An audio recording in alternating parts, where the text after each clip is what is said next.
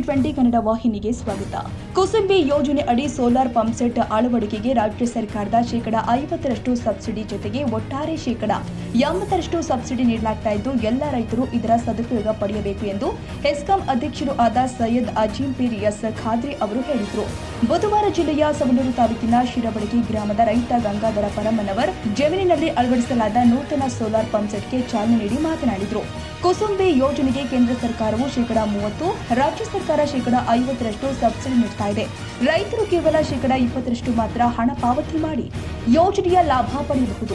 ರೈತರು ವಿದ್ಯುತ್ ಮೇಲಿನ ಅವಲಂಬನೆ ಕಡಿಮೆ ಮಾಡಿ ಸೋಲಾರ್ ಪಂಪ್ ಸೆಟ್ ಅನ್ನು ಅಳವಡಿಸಿಕೊಳ್ಳಲು ಮುಂದಾಗಬೇಕು ಅಂತ ಹೇಳಿದರು.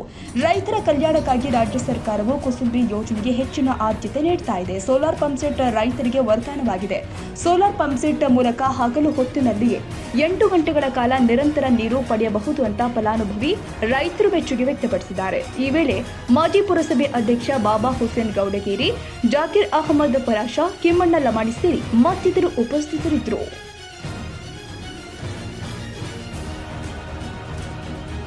ಕನ್ನಡಿಗರ ಮೆಚ್ಚಿನ ನಿಮ್ಮ TV20 ಕನ್ನಡ ವಾಹಿನಿ ಇದೀಗ ಟಿವಿಯಲ್ಲಿ ಲಭ್ಯ.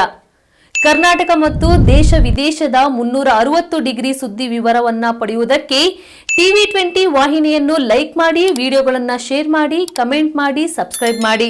HCN ಕೇಬಲ್ 842 ನಂಬರ್ನಲ್ಲಿ ಹುಕ್ಕೇರಿ ತಾಲೂಕು ಹಾಗೂ ಸಂಕೇಶ್ವರದ ಸುತ್ತಮುತ್ತಲಿನ ಹಳ್ಳಿಗಳಲ್ಲಿ ಲಭ್ಯ. PCN ಕೇಬಲ್ 129 ನಂಬರ್ನಲ್ಲಿ ಹಾರುಗೆರೆ ಸುತ್ತಮುತ್ತಲಿನ ಹಳ್ಳಿಗಳಲ್ಲಿ ಲಭ್ಯ. ರಾಯಬಾಗ್ ಡಿಜಿಟಲ್ ಚಾನೆಲ್ ಕೇಬಲ್ 80ನೇ ನಂಬರ್ನಲ್ಲಿ ರಾಯಬಾಗ ತಾಲೂಕಿನ ಸುತ್ತಮುತ್ತಲಿನ ಹಳ್ಳಿಗಳಲ್ಲಿ ಲಭ್ಯ.